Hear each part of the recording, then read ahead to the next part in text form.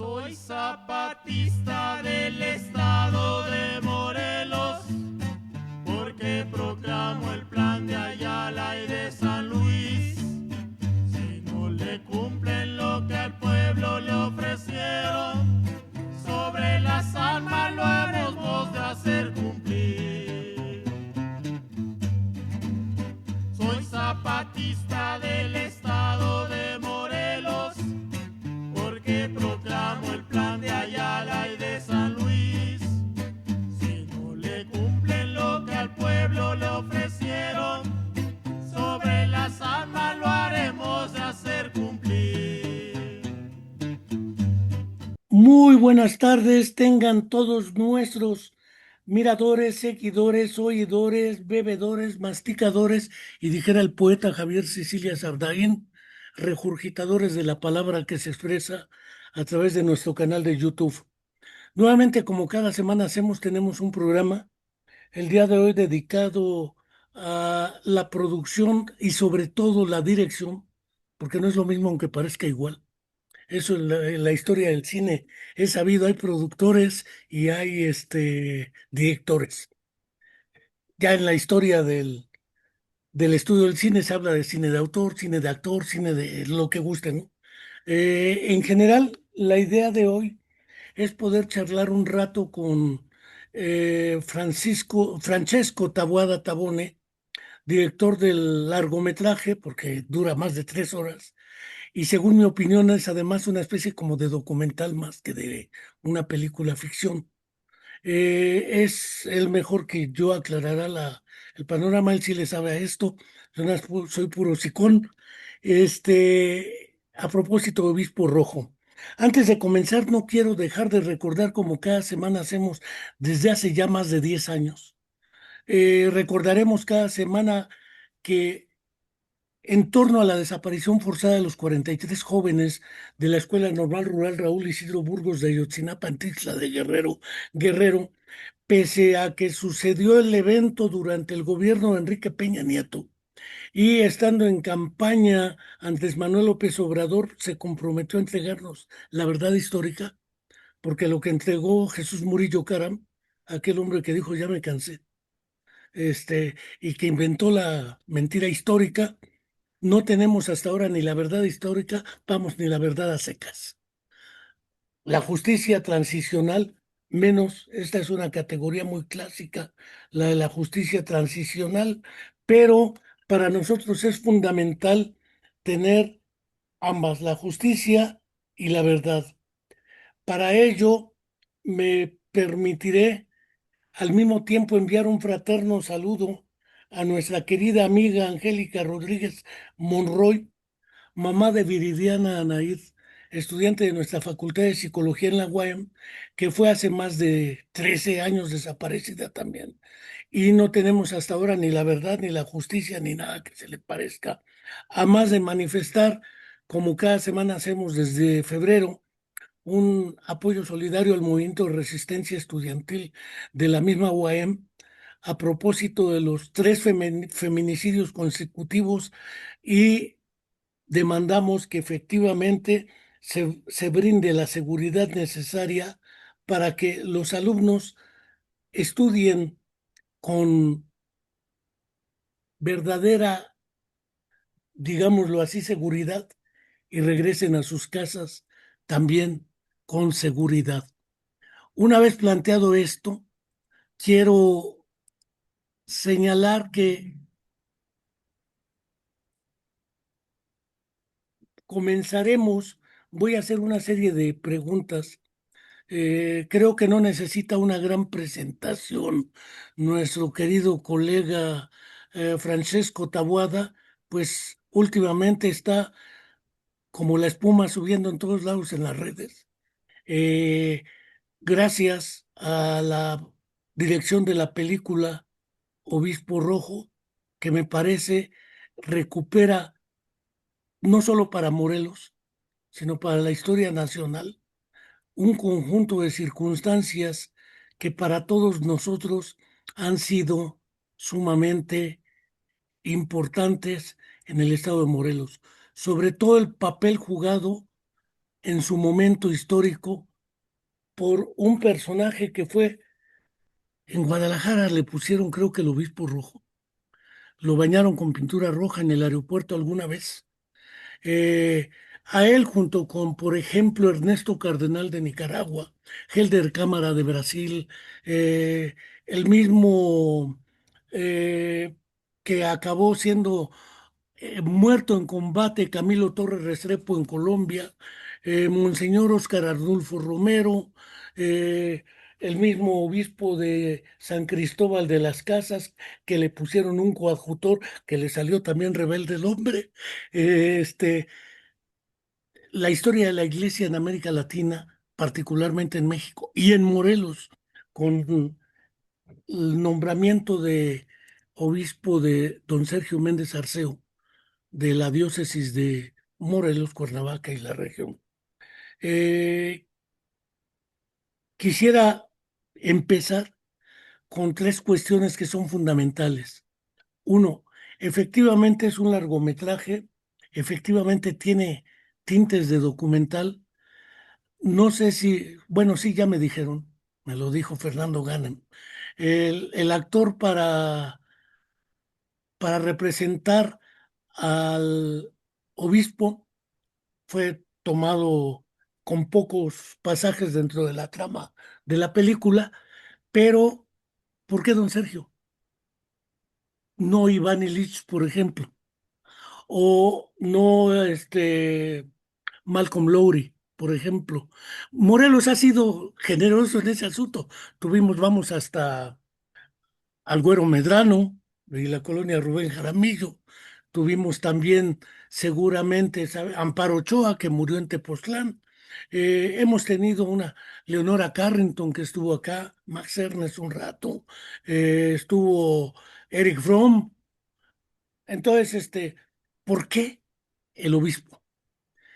¿Y qué tan complicado es organizar una trama, estructurar la dirección y conducir una obra que dura N horas? Por lo tanto, la edición debe haber durado muchas más horas, la producción, ¿sí? El material, todo ese tipo de cosas, que mejor ustedes que yo. ¿Por qué, Obispo Rojo? Yo sé que tú eres de Morelos, o supongo que lo sé, pero y de Cuernavaca, lo supongo también. Eso puede tener un tinte casi psicológico, no muy consciente o inconsciente, dijeran los freudianos, pero ¿por qué el obispo don Sergio Méndez Arceo, y no Arturo Lona Reyes en Veracruz, por ejemplo? Ahí dejo la primera parte para empezar la charla. Pues gusto saludarte, Enrique. Saludo a tu audiencia también.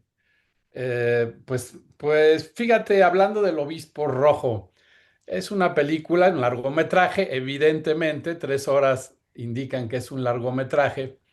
Es un largometraje documental, su esencia es documental, aunque tiene algunos pasajes dramatizados que pertenecen a la ficción, pero en sí es un documental y el personaje principal es don Sergio Méndez Arceo, que fuera obispo de la diócesis de Cuernavaca de 1952 a 1982 y que fue artífice de una serie de cambios sociales, litúrgicos, arquitecturales y culturales en nuestra región e inclusive en el mundo cristiano a distintos niveles.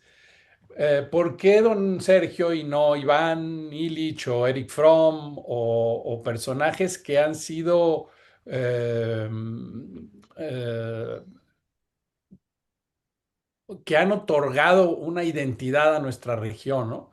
El caso de don Sergio es que gracias a él, siendo él el obispo de la diócesis, él fue quien logró conjuntar cosas y personajes y una manera de pensar en Cuernavaca.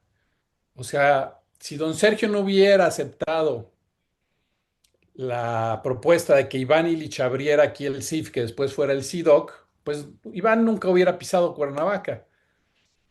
El hecho que don Sergio haya apoyado al monasterio de Gregorio Le Mercier con la vanguardia del psicoanálisis para esta orden monacal benedictina, pues eso apoyó a que eso sucediera y sucediera por más de 10 años. El hecho de que don Sergio fuera un historiador interesado en la cultura mexicana y en los grandes cambios y debates del mundo moderno, contemporáneo, pues eso hizo que entablara amistad con personas como Julião, por ejemplo, exiliado político brasileño, líder agrario, que estaba exiliado en Cuernavaca, con Eric Fromm, con varias personas que llegaban a Cuernavaca impulsados por este ambiente de libertad intelectual que se estaba dando, porque en el tiempo de don Sergio, y gracias a él, se dio esta apertura que venía desde la iglesia, una de las instituciones más arcaicas. Y además contaba con el apoyo del Vaticano porque Juan XXIII lo llama para que participe del Concilio Vaticano y explique la labor pionera del cambio litúrgico que se estaba dando aquí, donde el sacerdote ya daba la misa de frente y no de espaldas, y la daba en español y no en latín, como se hacía antes. Y eso era un cambio en la iglesia. Hay que recordar que la iglesia en los años 50 era pues, un eje fundamental de la cultura, de la sociedad, de la economía y de todo. No es como ahora que ya ha sido sobrepasada, ¿no? Pero en aquel tiempo la iglesia era un centro de interés general y era un centro desde donde salían y regresaban ideas, porque la fe de la gente era muy grande y tenía muchísimo poder la iglesia a nivel internacional. Entonces el hecho que don Sergio fuera el pionero en estos cambios, en renovar la catedral y devolverle su espíritu primigenio, ¿no? De despojarla de ídolos y dejar a este Cristo cósmico, como lo dice Leonardo Boff, en ascensión, en redención, y no ese Cristo sufriente y pecador y destruido por los hombres y por las circunstancias. Todo eso hacía que pues, Cuernavaca fuera algo distinto. A mí lo que me llamó la atención, ¿por qué, don Sergio? Primero, porque todo esto sucede, eh, mi pensamiento, mi ideología, estoy más hacia el marxismo que hacia otro tipo de pensamiento, marxismo zapatista, pero yo buscaba en don Sergio una figura revolucionaria dentro de la iglesia. Eso fue lo que a mí me llamó la atención, que como en una institución tan antigua, tan conservadora, y pues que tantas ofensas le ha hecho a nuestra historia y no lo podemos negar los mexicanos, que la iglesia se utilizó como arma de conquista. Y al ver la jerarquía católica de nuestro país, el escándalo que acaba de surgir en la Basílica de Guadalupe, por ejemplo, que continúa la corrupción de la jerarquía católica, ¿cómo es posible que en esa iglesia haya habido un revolucionario como don Sergio? Ese es el conflicto que como director yo quería resolver. ¿Qué pasó en la iglesia de ese tiempo que se permitió o que don Sergio pudo permitirse llegar hasta el más alto nivel, hasta el Vaticano y ser parte fundamental del Concilio Vaticano para transformar a la iglesia y de esa manera empezar a transformar las estructuras sociales? Eso se me hacía inédito. Y ahora que eso ocurriera en la ciudad de Cuernavaca, lejana del Vaticano, lejana de las grandes capitales europeas, el estado más pequeño de la República Mexicana, en un continente dominado en aquel tiempo por dictaduras militares, eso para mí fue digno de contarse. Y como lo dices, inconscientemente, ahora conscientemente, el hecho de recordar a don Sergio, pues es algo que me recuerda a mi infancia también. Y es un momento para mí, es un momento pues de una infancia alegre y en una Cuernavaca con un clima privilegiado, con una Cuernavaca muy distinta. Me recuerda a mi infancia. Entonces, por eso la investigación para llegar, la película trata de descubrir quién fue don Sergio y cómo pudo transformar su entorno. Es curioso lo que planteas porque sin duda no era solamente México o Cuernavaca. En tratándose de la Iglesia Católica Apostólica y Romana, la que manifiesta ya un poco antes, por ejemplo, ya se había producido la misa Luba con, pues, una misa musical en lengua africana con el coro del rey Balduino. El rey Balduino era el que tenía, como ahora se recordó a Patrice Lumumba en este Mundial de Fútbol, creo que ha sido lo más valioso él y lo que es el papel del entrenador de Egipto que planteó el problema de Gaza. Me parece fundamental en este caso de lo que algunos ya definen la FIFA como la Federación Internacional a favor de Argentina. Pero fuera de el chistorete,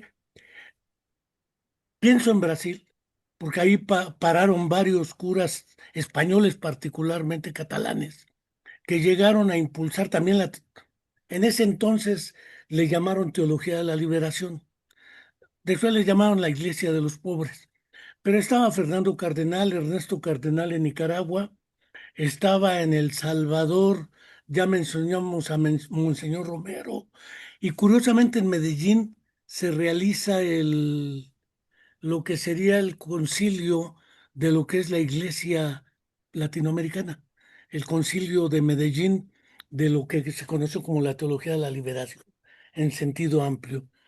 Ya se había producido después de la misa Luba, la misa criolla de Ariel Ramírez, que era otra manera porque con Juan 23, como dices, se autorizó en otras lenguas vernáculas, es un terminejo medio despectivo, pero se utiliza en lenguas vernáculas y no en latín, la misa y lo que la acompaña como ritual.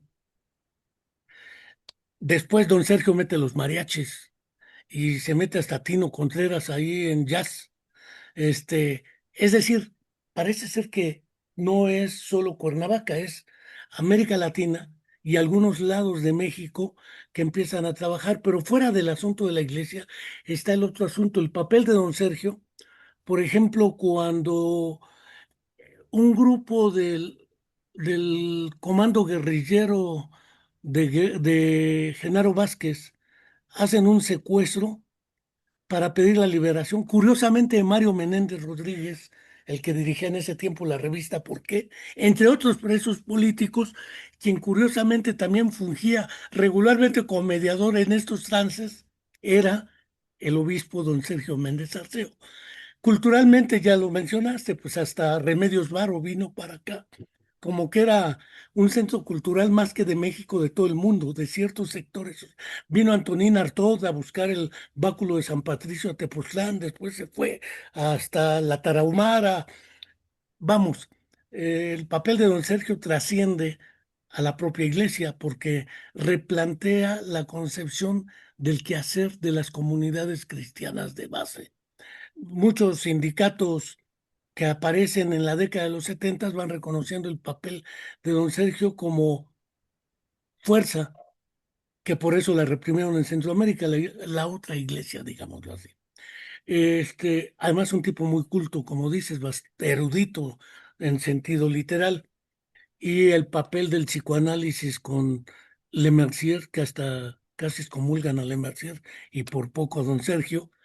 Pero el problema es, efectivamente, don Sergio, Morelos, la cultura y una época histórica donde nacen todos los movimientos armados en América Latina. Carlos Montemayor los documentó bastante bien, desde el surgimiento de las FARC, lo que era el Frente Farabundo Martí, el ELN, el asalto al cuartel Madera en Chihuahua, todo eso ocurre en los 60, más el movimiento estudiantil en 68. Me parece que no es solamente una apología a don Sergio. Creo que él supo sintetizar una experiencia histórica de una época. Creo que así lo concibes también tú, no lo sé.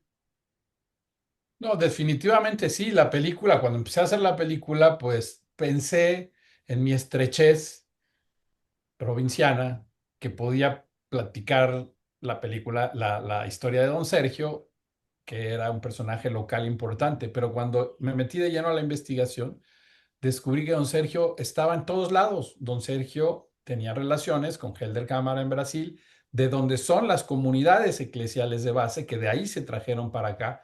Él conoce esa experiencia. Luego me doy cuenta que tiene relación, ya lo mencioné, con el Vaticano, con las altas jerarquías del Vaticano, pero también tiene relación con estos movimientos de los pobres, de los más de abajo. Se vuelve en algún momento vocero del Frente Sandinista de Liberación Nacional, pero él no distingue entre una guerrilla de alto prestigio o una guerrilla más sencilla, porque aquí se convierte prácticamente en protector del Partido Unido, Partido El Proletario PECUA, Unido de América, el PPUA del Güero Medrano, del ¿no? De Güero los hermanos Medrano. Medrano, que era una guerrilla un poco más pequeña en relación con Lucio Cabañas o con las guerrillas centroamericanas que estaban perfectamente organizadas y que triunfan y toman el poder en el caso de Nicaragua, ¿no?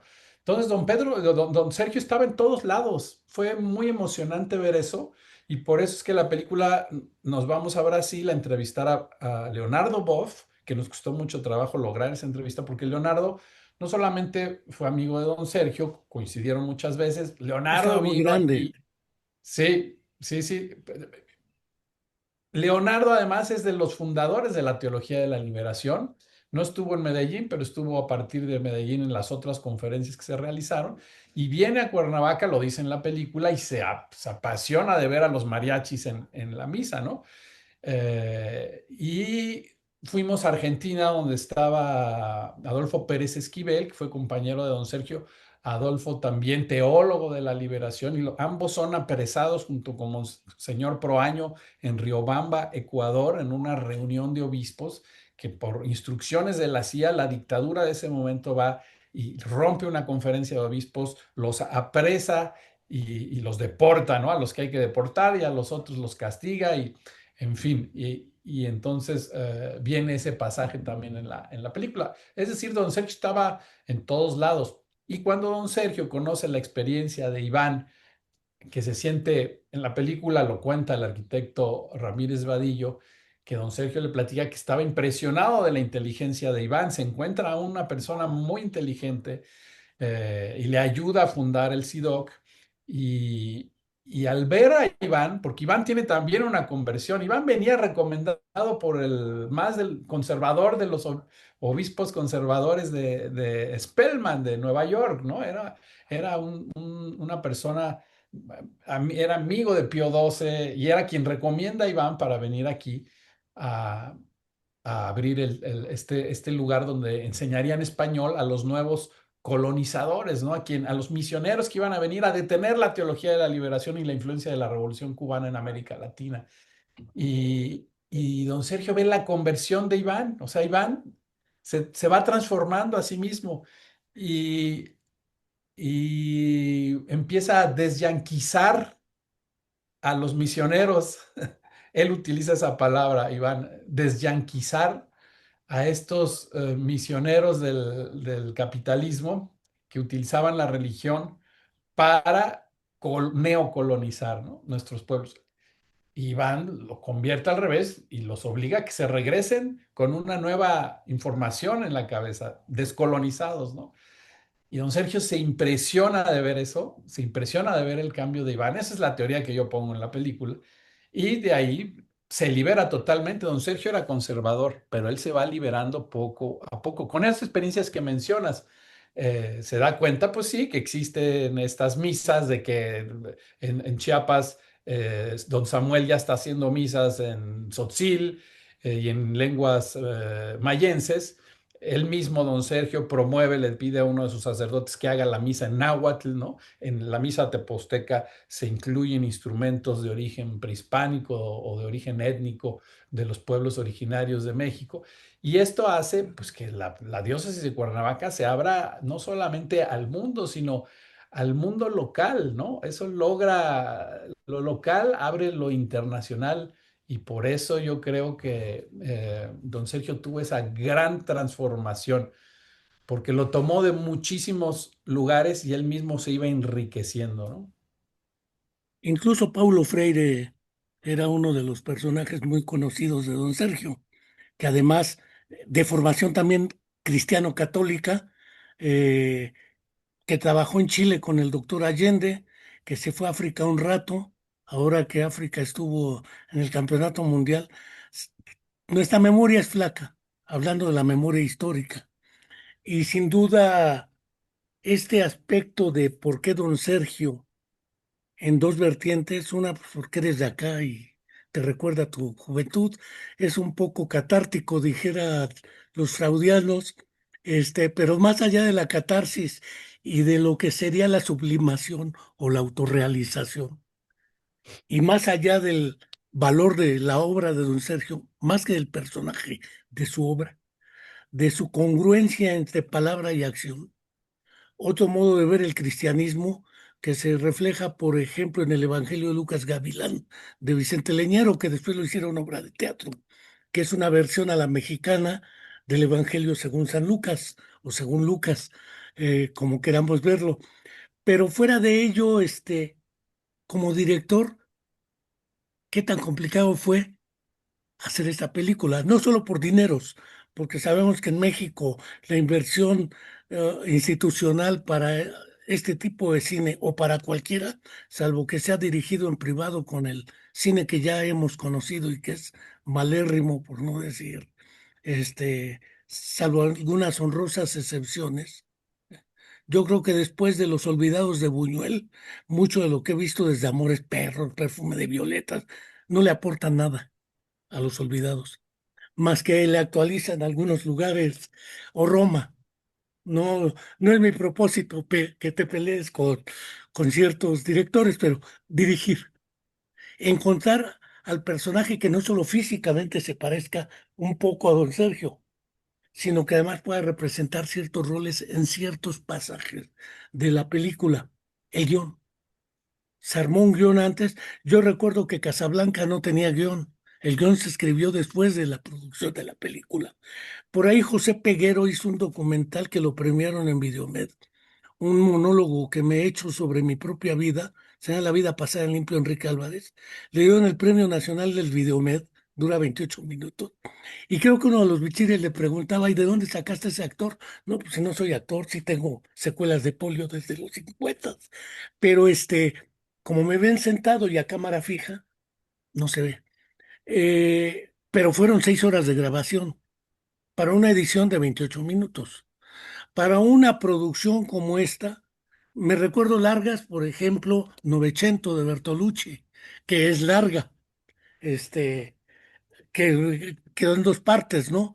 O algunas con Gerard Depardieu también, que salen en Novecento, curiosamente, sale De Niro, pero pensar en películas que la edición, con otros recursos que en esa época no se tenían además, qué tan costoso, no solo económicamente, sino en términos de trabajo intelectual, de equipo, no sé, porque no estoy seguro que tú solito te hayas echado todo, guión, dirección, además actualización de vestimenta, época, qué sé yo, fotografía, eh, todo eso, ¿cómo le hallaste la hebra al hilo? Porque no es fácil. Y luego ponerse de acuerdo con los productores es otro canal. Ahí lo dejo tantito. Pues mira, Enrique, fíjate, es muy interesante. Eh, la película estaba destinada a ser de muy bajo presupuesto. Es de bajo presupuesto, o sea, la película no llega ni a los 3 millones de pesos. Se hizo con dos fondos, concursamos en dos fondos del Instituto Mexicano de Cinematografía y ganamos uno el primer año que nos permitió avanzar en la producción. El segundo año concursamos para la postproducción y lo perdimos. Pero entonces, como lo perdimos, yo no me desanimé, yo seguí filmando, yo seguí avanzando y por eso la película dura 3 horas, porque durante 2 años fui filmando hasta llegar al tercer año que ya obtuvimos el segundo estímulo que nos permitió hacer la postproducción y que implica la edición final de la película, ¿no? Entonces, es una película realmente muy, muy, muy barata. Eh, eh, la extensión de la película se debe a eso, a que tenía yo muchísima información y como yo no hablo en la película, yo no puedo ir contando, no hay un narrador, sino que entre todos van contando la historia, pues hay que ir contando una historia de tal manera que la audiencia la entienda una historia. Entonces tiene toda este guión, que sí había un guión al inicio que se fue transformando con la edición y que fue poco a poco logró dar a conocer una historia compleja, larga, que no es la historia de un solo hombre, sino la historia de una época, además en tres dimensiones: la histórica, la política, que está en todos lados de la película, y la espiritual, la fe de don Sergio en el cambio, en la transformación del hombre, su fe en el ser humano. El Cristo cósmico que se va presentando en distintas formas visuales o verbales en la película, ¿no? Que es la redención, el cambio, la transformación de un hombre que es don Sergio, que es la transformación de la sociedad y representa ese símbolo, ¿no? A través de este Cristo resucitando, ¿no? Que aparece al principio, al final y que después se mezcla. Entonces, son tres ámbitos de la película que se va contando de manera narrativa, pero también de manera simbólica con la imagen y el trabajo del sonido, para lo cual pues trabajaron personas muy capaces, ¿no? El que hizo la música original, que se mezcla con la misa en jazz del genial Tino Contreras, pues es Eduardo Bessé, un gran músico y compositor de aquí de Cuernavaca, pero que estudió en otras partes del mundo y que hace música para películas. Y la fotografía es un grupo de fotógrafos, un grupo, todos ellos consolidados, y bajo la dirección de Fernanda Robinson, que me ha ayudado en la fotografía en otras películas. Y, por ejemplo, Marion me ayudó mucho a hacer la edición, a armar, como dices, cada entrevista pues es mínimo hora y media. Y entonces tienes muchas entrevistas. ¿Cómo vas a compactar algo? Porque son más de 12 personajes, 15 personajes que aparecen en la película. Entonces teníamos muchas horas de grabación. Y bueno, lo importante es de que el director tiene que tener muy claro en una película hacia dónde va. O sea, tienes que tener al público presente todo el tiempo porque le vas a contar una historia y pues necesitas la retroalimentación del público. La película nunca estará completa sin la audiencia. Mismo que se trate de una catarsis y una terapia personal, mismo que trates de recuperarte a ti mismo a través de tu obra, que hagas una terapia, como lo acabo de decir, siempre estará presente la audiencia, porque le tienes que tener un respeto, porque no existe tu película si no existe tu audiencia, ¿no? Entonces, si tienes una película de 3 horas, pues por favor, por lo que más quieras, no hagas una película aburrida. Me inspiró mucho. Cuando vi que la película ya tenía 3 horas y media, me puse a ver películas que todos conocemos, ya mencionaste Novecento, pero también están las películas de David Lean. ¿Te acuerdas del Doctor Chivago? Claro, es Ah, larguísima. que cómo disfrutábamos ver al Doctor Chivago. Yo la vi muchas veces de niño, de Todo es adolescente. Era algo precioso ver esa película. Lawrence de Arabia, ¿no? Esas películas que es duraban, larga. eran largas, eran películas largas. El mismo Padrino era una película larga, ¿no? Los Miserables, Los Miserables, la otra película de Francis Ford Coppola, Apocalipsis Now, era una película larguísima que hasta le tuvieron que quitar unas escenas. En fin, el cine está hecho de películas largas y me di cuenta que faltaban documentales largos, eso sí, que era una apuesta que un documental fuera tan largo, pero sentí que al ver la edición me fui animando, dije, no, no, esto está interesante, una cosa te va llevando a la otra y cada vez es más intenso y más intenso y más intenso.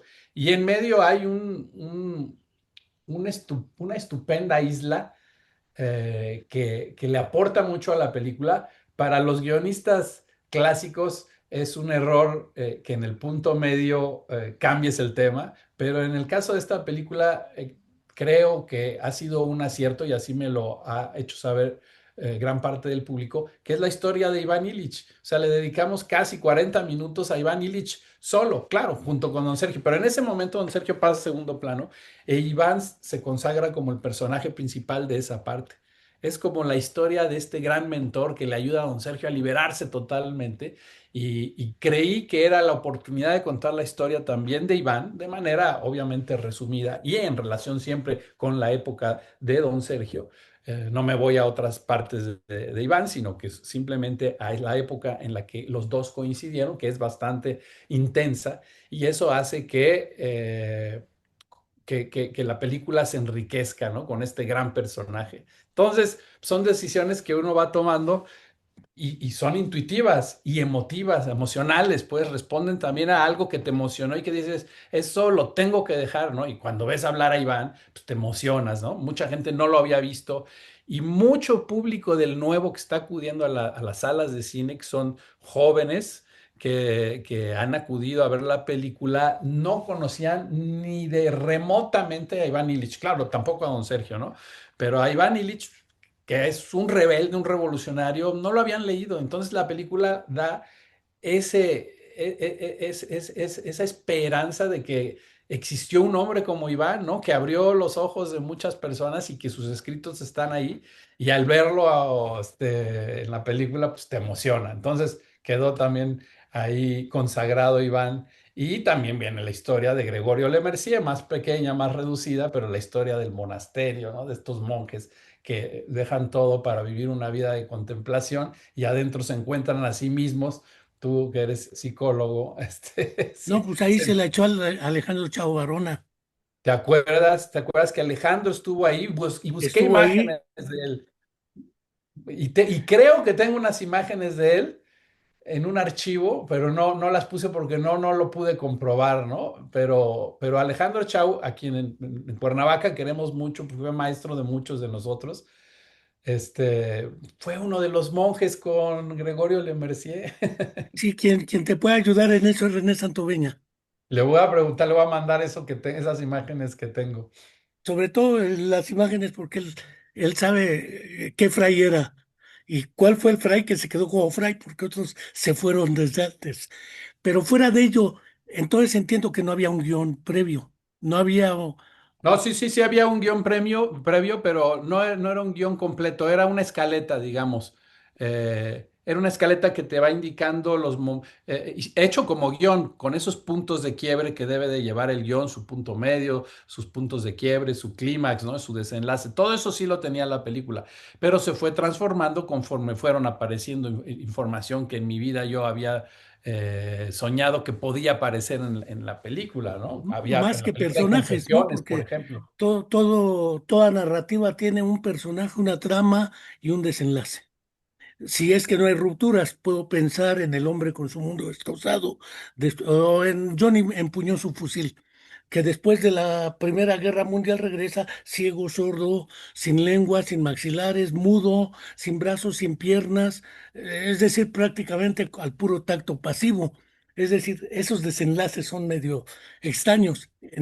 Que además estuvo prohibida la película muy buen rato en Estados Unidos porque era antibélica Ujú. y Estados Unidos ha estado, creo que en todas las guerras que se conocen en la historia, este, pero una última cuestión antes de irnos, porque ya faltan 15 para la una.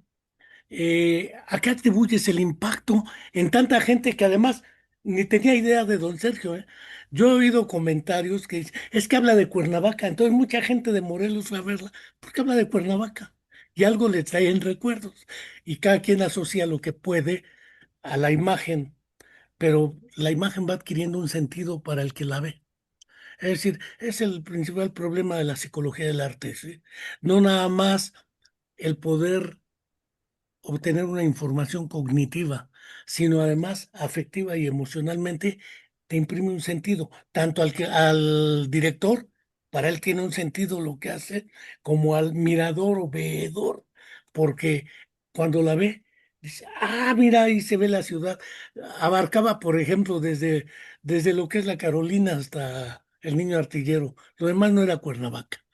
Este, ¿Cómo ha ido transformándose esta realidad? La vida en cantinas de los borrachos, Malcolm Lowry, entre ellos, ¿no? Pepe Revueltas, que también acá acaba muriendo.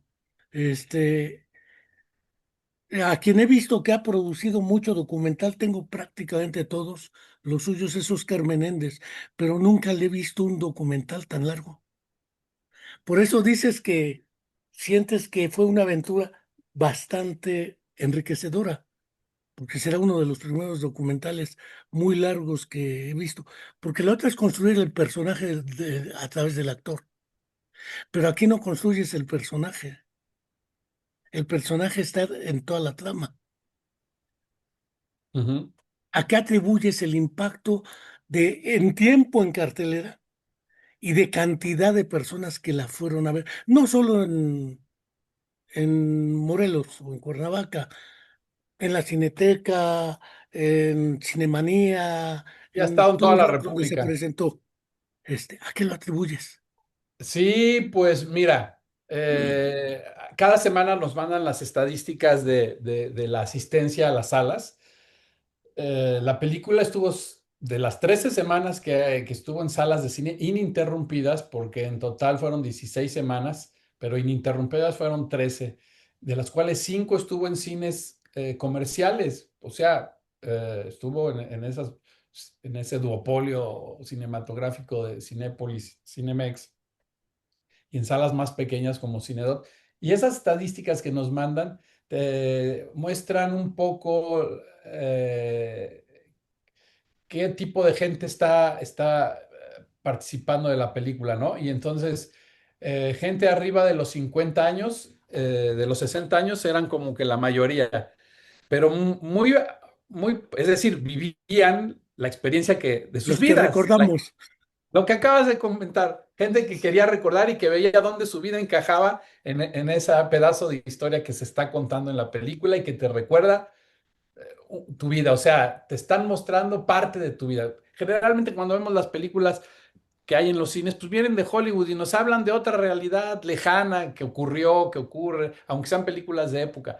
Pero esta película está hablando, es un poco como Roma, ¿no? De una época que les tocó vivir a muchos. Entonces, ese es mi mayor público de la película. Segundo, los jóvenes son el segundo grupo que asistió a la película. Los jóvenes asistieron pues, por montones y lo que yo le atribuyo que hayan ido y que les haya gustado y que le hayan recomendado, porque iban grupos de escuelas, ¿no? Sus maestros los mandaban, yo creo, pero la vigencia que tiene la película, porque pues, la película empieza con un discurso de don Sergio diciendo que Estados Unidos y su poder militar son una bestia y que es el pueblo quien puede transformar y parar a la bestia, ¿no? Habla de esta democracia, de este pueblo en alzado que puede parar la dictadura de los estados, militar de los Estados Unidos. La película habla del apoyo a Cuba, ¿no? Cosa que está sucediendo en este momento. Don Sergio viajando por Sudamérica buscando proyectos afines pues, a la izquierda y al socialismo, ¿no? Su amistad con Salvador Allende, ¿no? Todo esto habla de una vigencia, o sea, es alguien que ve la película por primera vez y no tiene idea de lo que sucedió antes, puede llegar a pensar que es la realidad actual de México. Claro, el tratamiento de la imagen está hecho como todo está hecho para que sea una película retro, todo lo que hicimos, los archivos, las representaciones, la corrección de color hecha por un estupendo postproductor. Todo está realizado de tal manera de que se entienda o disfrutes que es una película que te lleva a otro momento, pero tiene gran vigencia y por eso los jóvenes les gustó. Y el tercer grupo, bueno, son los adultos, ¿no? Pero muy por atrás del primero y el segundo grupo que te dije. Entonces, yo creo que es eso, que la película muestra una historia vigente, una historia que era desconocida, un descubrimiento y también para los que lo vivieron, pues un redescubrimiento. Llegó gente, llegó una familia que me impresionó porque me dice, es que hemos ido 3 veces a ver la película porque es como si asistiéramos a la misa de Don Sergio. Les recordaba ese momento, ¿no? O una señora que fue a la misa, a la película, a la exhibición que tuvimos en la Catedral de Cuernavaca, en la proyección, y llega una señora y dice, yo no venía a la catedral desde que se fue Don Sergio. Es la primera vez que estoy regresando a nuestra catedral, ¿no? Es decir, Don Sergio se había ido, pero no se había ido. Estaba en estado latente y con la película se volvió a manifestar para muchos. Una última cuestión, aunque después voy a ver si te agandallo un cartel. El cartel. La historia de los carteles en la producción cinematográfica, yo recuerdo muy encariñadamente las de Kurosawa, Los Siete Samuráis, Barbarroja, eh, Versus Sala, qué sé yo, o Novecento de Bertolucci, los carteles, el diseño del cartel Obispo Rojo, porque a veces no lo vemos como parte de la trama, pero es lo que te invita a ir a verla. Este, ¿quién se echó el diseño? ¿Cómo fue? Por ahí te voy a encargar un cartelito y después que nos veamos con un autógrafo. Claro que sí, te lo aparto. ¿Quieres uno grande? Estos son los del cine y tengo unos chiquitos. ¿Me dices No, cuál? uno grande. Claro, de los originales. Pues mira, este cartel, y lo comparto con tu audiencia porque coincido contigo, fue un cartel muy acertado. Lo hizo un diseñador, ilustrador que se llama Gran Om. Es un colectivo. Es Omar Isunza y su colectivo Gran Om. La tipografía de Obispo Rojo, que está construida según la tipografía de Fray Gabriel Chávez de la Mora, Arquitecto. la dibujó, sí, el arquitecto que renovó la catedral, la hizo Yohanan Meshulam, esta tipografía, ¿no? Y nos recuerda obviamente la tipografía de Fray Gabriel. Y Gran Om hizo la ilustración, ¿no? Y además el cartel te dice mucho. En primer lugar es rojo, para que no haya duda que la película es roja, como su título. El Y fondo bueno, del pues cartel que hice era rojo también. Verde lo puse. sí, sí, Y roja porque la izquierda. eso ya te está dando un símbolo. O sea, ya te está dando información. Todo te Los tiene que dar información. personajes. Aquí está Fidel, Fidel, porque fue amigo de Don Sergio y hay un pasaje en la Allende, película. Aquí está el Che. el Che, Se menciona en la película, es un símbolo recurrente en la película. Aquí Iván está Ilich, Salvador por ahí. Allende, Sí, fue amigo de Don Sergio. Hay un pasaje que habla de Don Sergio y Chile. De este lado está Iván Illich, que es el coprotagonista de la película. En medio, muy cerca de Don Lucio, Sergio, está Lucio Cabañas, ¿no? Hay un gran capítulo dedicado también a Don Sergio como mediador en las guerrillas. Más acá abajo está el teponazle de la misa teposteca, un conchero con el caracol, ¿no? Que es parte de la misa teposteca, las misas en náhuatl. Aquí está el símbolo de Cuernavaca, el árbol parlante, sí, el símbolo de Cuauhnáhuac. Este es Leonardo Boff, que aparece en la película, teólogo de la liberación. Este de aquí es Fray Gabriel Chávez de la Mora, el arquitecto, monje y arquitecto que estuvo con Gregorio Lemercier en el monasterio y es sí, el autor del proyecto de renovación de la catedral, así como de la pequeña capilla que aún está de pie en el monasterio. Aquí están los dos mariachis que representan esa innovación musical de Don Sergio, la bandera de los obreros, rojo y negra, de las huelgas históricas que ocurrieron en el estado, y la Madre Nieves que cuidó a don Sergio en sus últimos años, ¿no? Que vivió ahí en esa casa misionera en completa austeridad y pobreza, donde vivió don Sergio y la madre que lo cuidó, ¿no? Que para mí se merecía estar ahí, ¿no? Como un gran personaje. Y pues sí, es un cartel que llama mucho la atención. Ha gustado mucho. pues Me falta Francesco, uno. como estás muy cargado de actividades, no te quito más tiempo. Agradezco tu tiempo, tu colaboración. Ya después iré a robarte un cartel. Pero mientras, si quieras decir algo, yo te doy las gracias y adelante. No, pues agradecerte, Enrique, esta charla tan interesante, porque se ve que también disfrutas el cine y eso es importante, porque finalmente la película, además de la reflexión que te puede dar, pues se trata de que sea un disfrute y que puedas vivir la esperanza a través de las películas, ¿no? Entonces es bonito platicar de cine y con estos temas que nos apasionan.